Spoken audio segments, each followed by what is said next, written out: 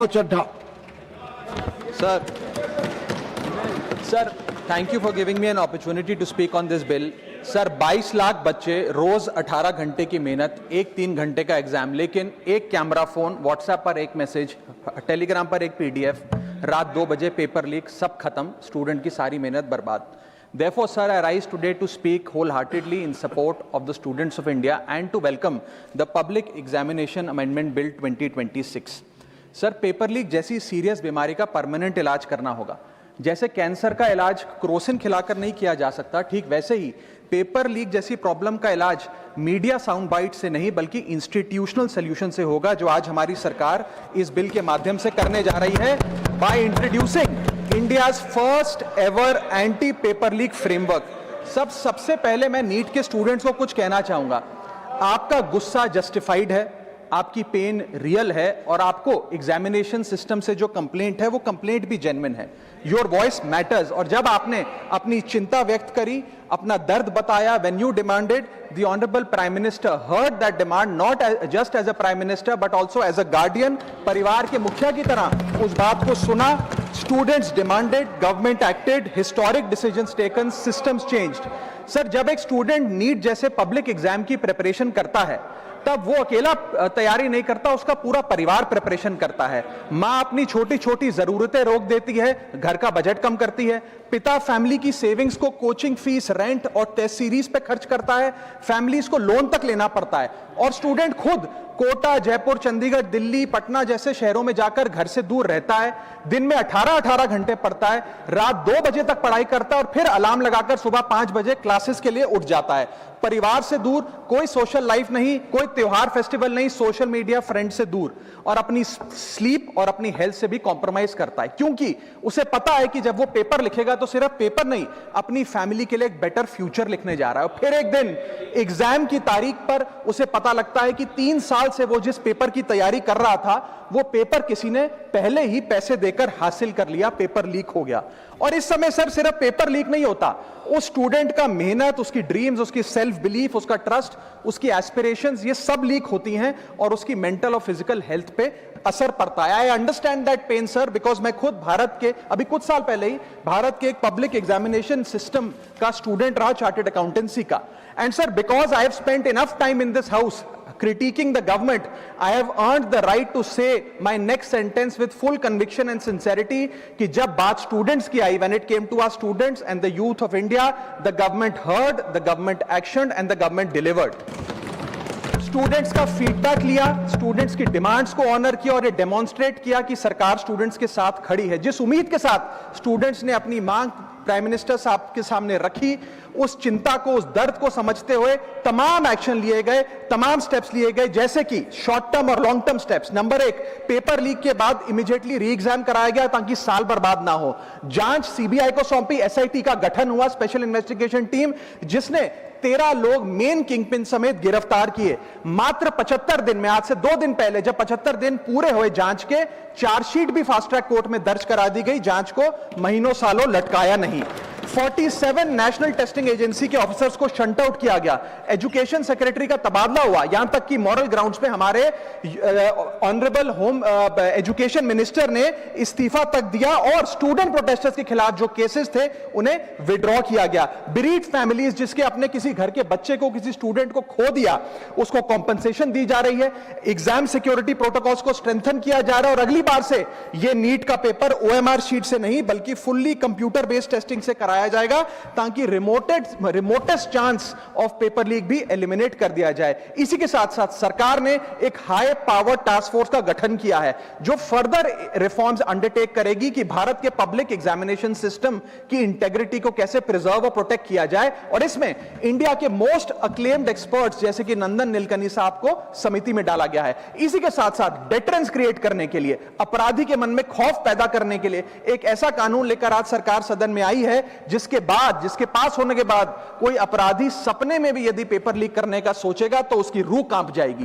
पहली चीज, paper leak को एक इंडिविजुअल द्वारा किया गया क्राइम नहीं, बल्कि एक ऑर्गेनाइज सिंडिकेट नेटवर्क द्वारा किए गए क्राइम के तौर पे ट्रीट किया जाएगा, जिसमें इनसाइडर हो, कोचिंग माफिया हो, लॉजिस्टिक वेंडर हो, प्रिंटिंग प्रेस हो, सॉल्वर गैंग हो, एग्जाम ऑफिशियल्स हो, सब पर कार्रवाई होगी। सबको दोषी करार देने के बाद, गिल्टी करार देने के बाद 10 साल तक की जेल होगी और 10 करोड़ रुपए तक का जुर्माना लिया जाएगा। सारे ऑफेंसेस को cognizable, non bailable, non compoundable बनाया गया। एक स्पेशल टास्क फोर्स का गठन किया गया कि अब कभी भी यदि पेपर लीक की संभावना भी उत्पन्न होती है तो यह स्पेशल टास्क फोर्स जांच करेगी और यह इन्वेस्टिगेशन सालों साल नहीं लटकाई जाएगी। 2 महीने के अंदर अंदर से इस इन्वेस्टिगेशन को कंप्लीट करना होगा।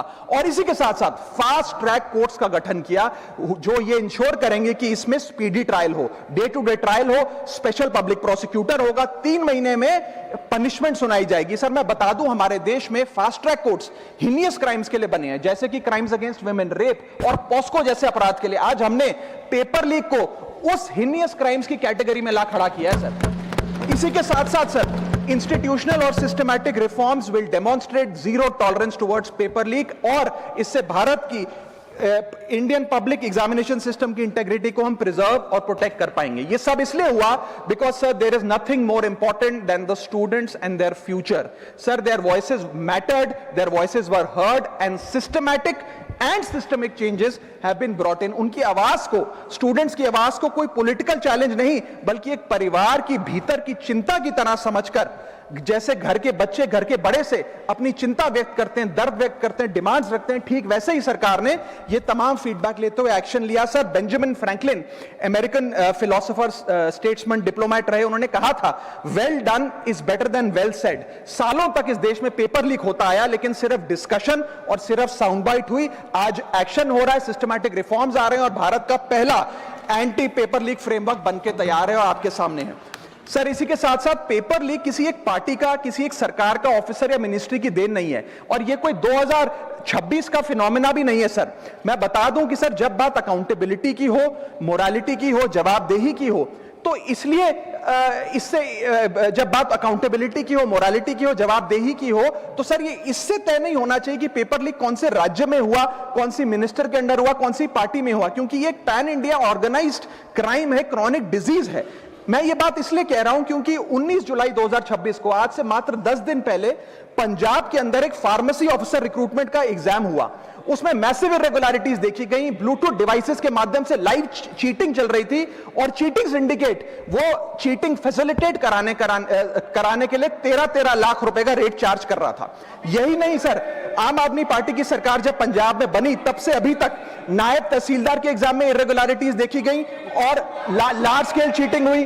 पंजाब स्टेट एजुकेशन बोर्ड में 12वीं क्लास का इंग्लिश का पेपर लीक हुआ, पीएसटीईटी स्कूल टीचर रिक्रूटमेंट का एग्जाम का पेपर लीक हुआ, पीएसएसबी के ग्रुप ऑफिसर के रिक्रूटमेंट का एग्जाम लीक हुआ, एग्रीकल्चरल डेवलपमेंट ऑफिसर के रिक्रूटमेंट का एग्जाम लीक हुआ, और एक्साइज और टैक्सेशन इंस्पेक्टर की रिक्रूटमेंट की मेरिट की लिस्ट जब आई तो उसमें फर्जी नाम डाल के जारी कर दिया गया। सर मैं आ रहा हूं, अब मैं कांग्रेस पे आ रहा हूं।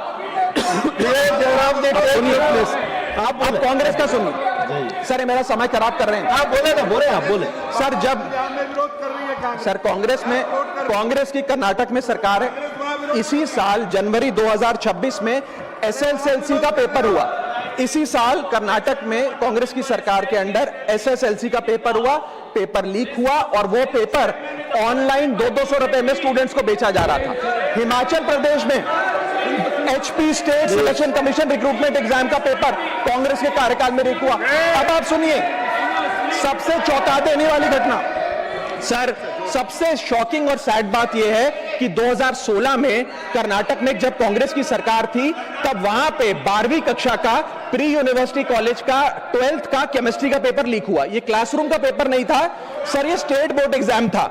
ये स्टेट का एग्जाम जब पेपर लीक हुआ, बच्चे एग्जाम देकर घर आ गए, पता लगा पेपर लीक हो गया, पेपर कैंसिल कर दिया। 20 दिन बाद री एग्जाम कराया गया, री एग्जाम का पेपर भी लीक हो गया, और उसके बाद रात को 3:30 बजे वो पेपर व्हाट्सएप पे घूम रहा था, री एग्जाम को भी कैंसिल करना पड़ा। इसके बाद जब जांच हुई, स्टेट सीआईडी ने जांच करी, तो 3 लोगों को अरेस्ट किया, जिसमें कर्नाटक सरकार के मेडिकल एजुकेशन मिनिस्टर डॉक्टर शरण पाटिल का पीए खुद शामिल था। पीए 10-10 लाख रुपए लेकर पेपर लीक कर रहा था। उसके बाद जब मंत्री जी से पूछा गया कि आप इस्तीफा क्यों नहीं देते, आपकी मॉरल और डायरेक्ट जिम्मेदारी बनती है, आपके दफ्तर का आपका पीए पेपर लीक कर रहा है, आप क्यों नहीं इस्तीफा देते? तो उन्होंने कहा कि there is no question of resigning, अगर कुछ गलत हुआ है तो वो मेरे पीए का पर्सनल मैटर है, उसकी पर्सनल लाइफ है। वहां सर ऑफिस गवर्नमेंट का, डेजिग्नेशन गवर्नमेंट की, एक्सेस गवर्नमेंट का, बट अरेस्ट की बात आई तो पर्सनल लाइफ का मैटर है। और आयरनी देखिए, आज 2026 में कर्नाटक में फिर कांग्रेस की सरकार है और डॉक्टर शरण पाटिल फिर मंत्री हैं और उसी विभाग के मंत्री हैं, मेडिकल एजुकेशन विभाग के मंत्री। ये है स्टैंडर्ड ऑफ अकाउंटेबिलिटी। सर सुनिए, सुन लो। उसी के साथ साथ 2004 से 2014 के बीच में जब यूपीए की सरकार थी तो कांग्रेस के कार्यकाल में दर्जनों एग्जाम्पल हैं, डॉक्यूमेंटेड एग्जाम्पल हैं पेपर लीक के सर, जिसमें मुख्य तौर पर AIIMS post graduate medical entrance exam 2006 में लीक हुआ, रेलवे रिक्रूटमेंट बोर्ड का एग्जाम 2009 का लीक हुआ, all India engineering entrance exam 2011 UPA के कार्यकाल में लीक हुआ और SSC combined graduate level exam 2013 leak हुआ। सर इस पीरियड में उस समय की यूपीए सरकार ने क्या किया? कोई अकाउंटेबिलिटी एस्टैब्लिश करी, कोई एग्जाम सिक्योरिटी आर्किटेक्चर को ओवरऑल करने के लिए कोई कानून लाए, कोई dedicated anti paper leak law लाए? कुछ नहीं लाए। सर मैं एक बात कहना चाहता हूं, सर पॉलिटिकल मेमोरी सिलेक्टिव हो सकती है, पब्लिक रिकॉर्ड सिलेक्टिव नहीं हो सकता। अगर नेशनल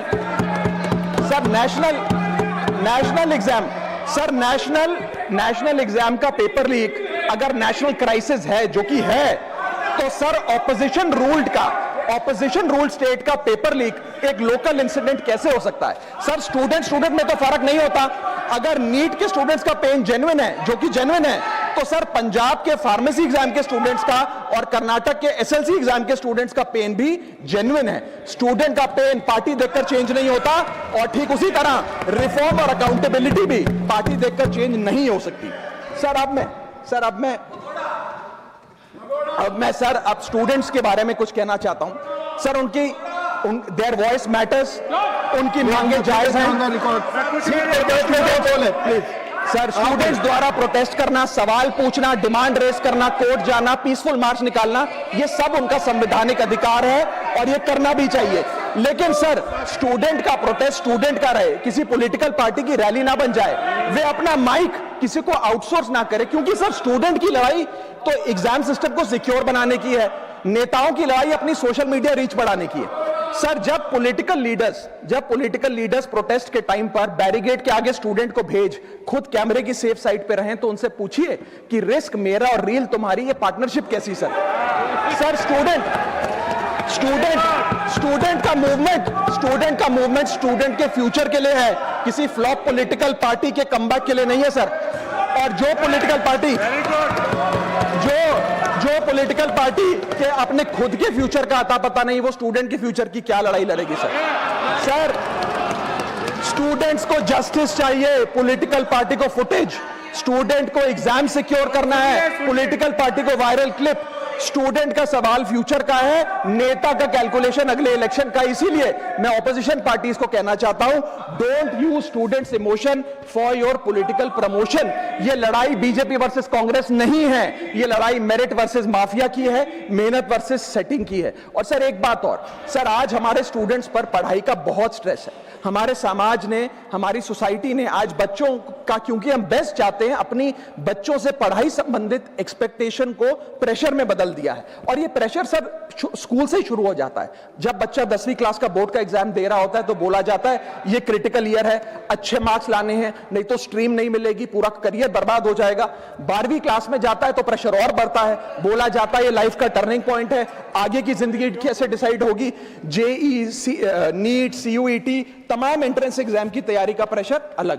और सर जब कॉलेज पहुंचता है तो एक अलग ही लेवल का प्रेशर होता है, उसको बोला जाता है सीजीपीए ठीक रखो वरना प्लेसमेंट नहीं मिलेगी। ये पूरी लाइफ का सवाल है, करियर का सवाल है, हर स्टेज पर प्रेशर का सिलेबस बढ़ता जाता है, बढ़ता जाता है, बढ़ता जाता है। और ओवरऑल सर इंडिया में कंपटीशन बहुत फास्ट स्पीड पे बढ़ रहा है, लेकिन उसी के साथ साथ कंपैरिजन भी बहुत फास्ट स्पीड पे बढ़ रहा है। सबसे पहले जब बच्चा स्कूल जाता है तो अपने स्कूलमेट्स क्लासमेट से कंपैरिजन होता है, कोचिंग सेंटर जाता है तो वहां कोचिंग सेंटर के स्टूडेंट से कंपैरिजन होता है, ऑल इंडिया रैंकर से कंपैरिजन होता है, घर आता है तो पड़ोसी और रिश्तेदारों के बच्चों से कंपैरिजन होता है। ये कंपैरिजन मोटिवेशन नहीं सर, प्रेशर और स्ट्रेस में बदलता जा रहा है। सर जैसे 3 इडियट्स पिक्चर में कहा था ना, काबिल बनो कामयाबी झक मारकर पीछे आएगी, ठीक उसी तरह समाज को, हम सबको, अगर कोई स्टूडेंट चिंतित दिखे, स्ट्रेस में दिखे, उसे कहना चाहिए कि एग्जाम इंपॉर्टेंट है लेकिन तुम एग्जाम से ज्यादा इंपॉर्टेंट हो सर, क्योंकि घर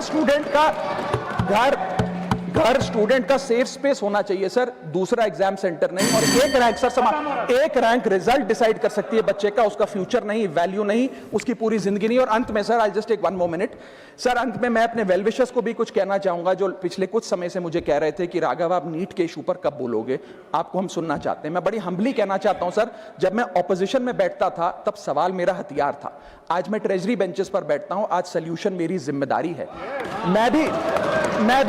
मैं भी रोज कैमरे के सामने आकर साउंड बाइट दे सकता था, लेकिन मुझे हेडलाइन नहीं सर, मुझे आउटकम चाहिए। और जब मैं ऑपोजिशन में था तब मेरा काम इशू रेस करना और सवाल उठाना था, और पूरा सदन और आप जानते हैं मैंने वो काम पूरी ईमानदारी से किया। लेकिन आज मेरा रोल कैमरा के सामने अटेंडेंस लगाने का नहीं है, मेरा role is my focus is to fix the system. इसीलिए मैंने अपने आप से एक वादा किया, I made a promise to myself कि मैं इस मुद्दे पर पार्लियामेंट में बोलूंगा, और उस दिन बोलूंगा जिस दिन हम प्रॉब्लम सॉल्व कर रहे होंगे, सोल्यूशन लेकर आएंगे, when the system is getting fixed, and today is that historic day when the system is getting fixed। और सर बिकॉज आज जो रिफॉर्म्स हम लेकर आए हैं, जो सरकार सदन में लेकर आई है, वो इतने जरूरी हैं क्योंकि इन रिफॉर्म से सिस्टम और मजबूत होगा, पेपर और सिक्योर होगा, एग्जाम फेयर होगा, मेरिट का सम्मान होगा, माफिया जेल में होगा, सरकार पहरेदार होगी, कार्रवाई दमदार होगी, स्टूडेंट्स की जीत होगी, माफिया की हार होगी। जय हिंद।